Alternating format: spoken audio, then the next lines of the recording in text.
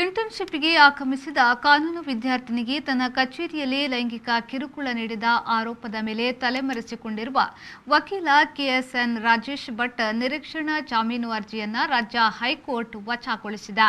ಈ ಹಿನ್ನೆಲೆಯಲ್ಲಿ ಆರೋಪಿ ಪೊಲೀಸರಿಗೆ ಶರಣಾಗುವುದು ಅನಿವಾರ್ಯವಾಗಿದೆ.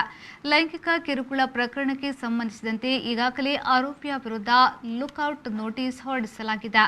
ಬ್ಯಾಂಕ್ ಖಾತೆಯನ್ನು ಕೂಡ ಸ್ಥಗಿತಗೊಳಿಸಲಾಗಿದೆ. ಆರೋಪಿಗೆ ಸಹಕಾರ ನೀಡಿದ ಆರೋಪದ ಮೇಲೆ ಇಬ್ಬರನ್ನ ಬಂಧಿಸಲಾಗಿದೆ.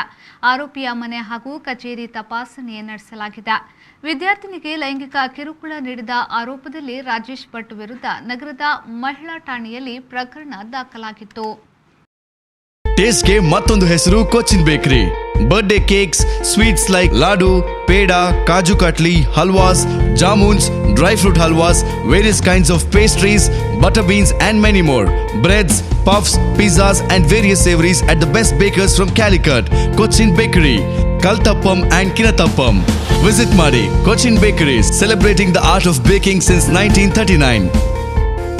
Cochin Bakery, Paradigm Plaza, AB Shetty Circle. Phone 24201725262020.